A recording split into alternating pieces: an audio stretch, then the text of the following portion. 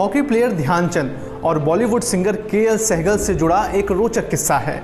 मशहूर film actor Prithviraj Kapoor hockey के जादूगर के बड़े फैन थे। 1936 ओलंपिक खेलों के बाद एक दिन पृथ्वीराज गायक सहगल को लेकर मुंबई में एक मैच देखने गए। इस मैच में ध्यानचंद और उनके भाई रूप सिंह भी खेल रहे थे। मैच शुरू हुए जब ज़्यादा वक्त बीत गया तो सहगल ने कहा कि ये कैसे नामी खिलाड़ी हैं, अब तक एक गोल भी नहीं कर पाए। यह बात रूप सिंह को पता चली तो उन्होंने सहगल से शर्त लगाई कि हम जितने गोल करेंगे उतने गाने क्या आप गाएंगे। सहगल ने हाँ कह दिया। बस फिर क्या, ध्यानचंद और रूप सिंह ने मिलकर मैच में 12 गोल दागे। लेखक निकेत भूषण की किताब Dhyanchand the legend lives on में इस घटना का जिक्र है।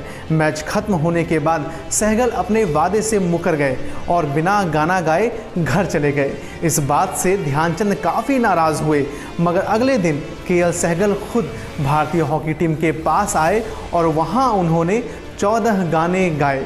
आज की तारीख का संबंध भी हॉकी के इसी जादूगर मेजर ध्यानचंद से है। 29 अगस्त 1905 को ही जन्म हुआ था हॉकी के जादूगर ध्यानचंद का। आज झरोखा में हम जानेंगे ध्यानचंद की जिंदगी के अनसुने किस्सों को।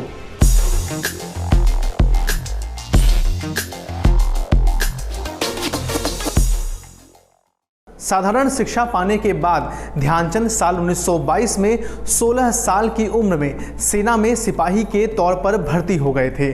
जब वे फर्स्ट ब्राह्मण रेजिमेंट का हिस्सा बने तब तक उनके मन में हॉकी को लेकर कोई रुचि न थी। उन दिनों सेना में हॉकी व फुटबॉल जैसे खेलों का चलन ज़्यादा था। अंग्रेज़ व भारतीय खिलाड़ी बड़े अभ्यास के बाद मैच खेलते और मैचों में मिली जीत प्रतिष्ठा का प्रश्न हुआ करती थी। तब ध्यानचंद कैसे बने, यह किस्सा भी रोचक है। उन्होंने सेना में खेले जाने वाले हॉकी के खेल को देखा तो इसके प्रति जिज्ञासा स्वाभाविक थी, लेकिन वे तो ठहरे नौसिखिया। उन्हें तो सही से हॉकी स्टिक भी पकड़नी नहीं आती थी। भले ही पेड़ों की टहनियों से गेंद को ठोकर लगाते हुए खेला हो, लेकिन हॉकी के स्तरीय खेल से उनका कोई रिश्ता नहीं था।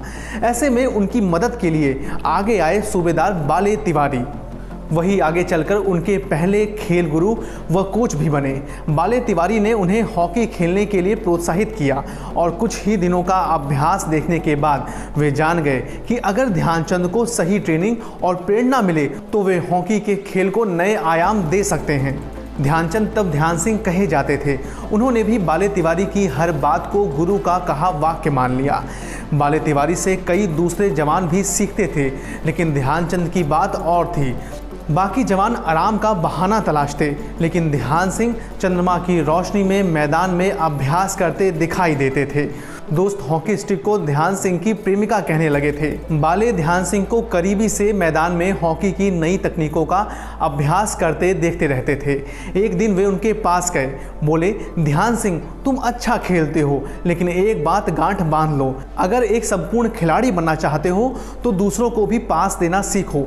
बाले ने ध्यान सिंह के सिर पर हाथ रखकर आशीर्वाद दिया और कहा, जिस तरह तुम चंद्रमा की रोशनी में हॉकी का अभ्यास करते हो, उसी तरह एक दिन हॉकी का चंद्रमा बनकर चमकोगे भी। मैं आज से तुम्हें ध्यान सिंह की जगह ध्यानचंद कहकर बुलाऊंगा। तभी से ध्यान सिंह ध्यानचंद कहे जाने लगे।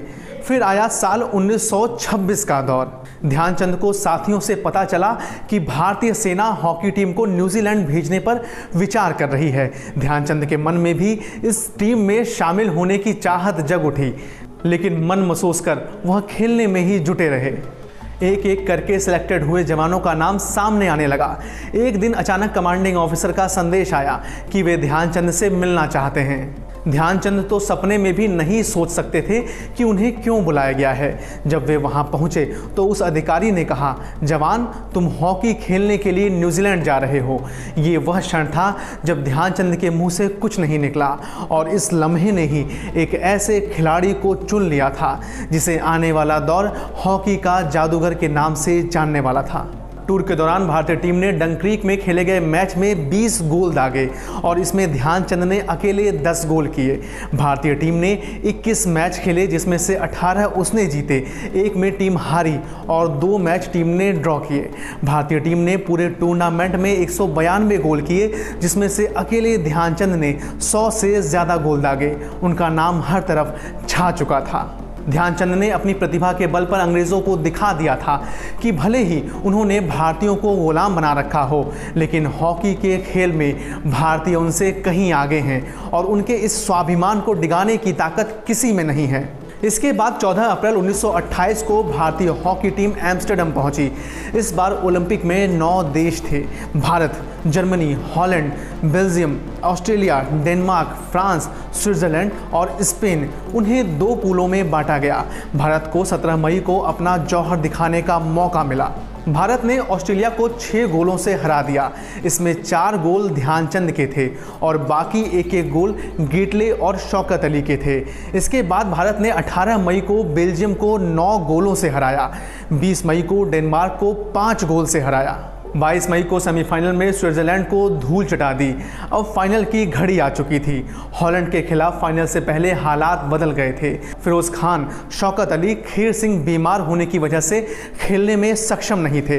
ध्यानचंद भी बीमार थे, उन्हें भी तेज बुखार था। टीम मैनेजर ने ध्यानचंद से दबे मन से कहा, तुम चाहो तो कल का मैच मत खेलो।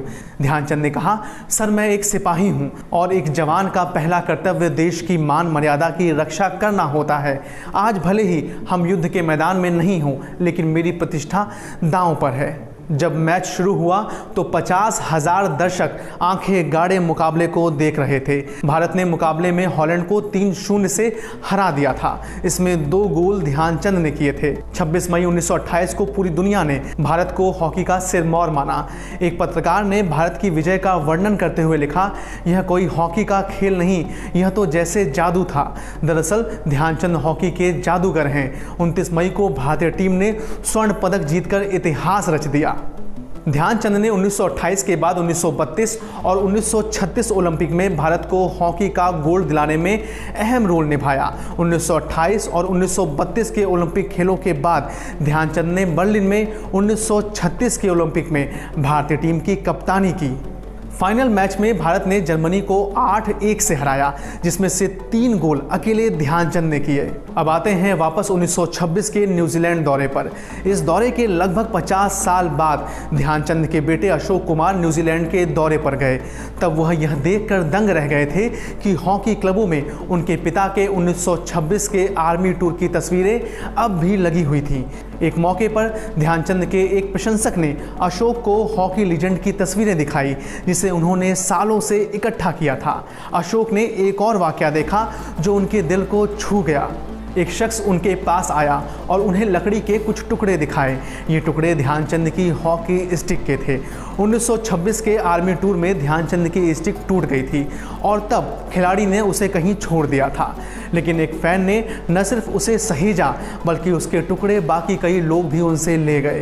भारत सरकार ध्यानचंद के जन्मदिन को खेल दिवस के रूप में मनाती है। खेल दिवस के मौके पर देश के राष्ट्रपति द्रोणाचार्य, मेजर ध्यानचंद और अर्जुन अवार्ड देकर खिलाड़ियों को सम्मानित करते हैं।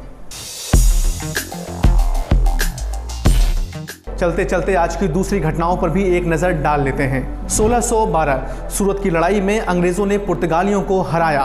1887 गुजरात के पहले मुख्यमंत्री जीवराज नारायण मेहता का जन्म हुआ। 1959 फिल्म अभिनेता नागार्जुन का जन्म हुआ। अगर आप ये वीडियो YouTube पर देख रहे हैं तो हमारे चैनल को सब्सक्राइब करना न भूलें, और अगर आप ये वीडियो Facebook पर देख रहे हैं तो हमारे पेज को लाइक करना और फॉलो करना न भूलें। ऐसे ही दिलचस्प वीडियोस के लिए देखते रहिए एडिटर जी हिंदी।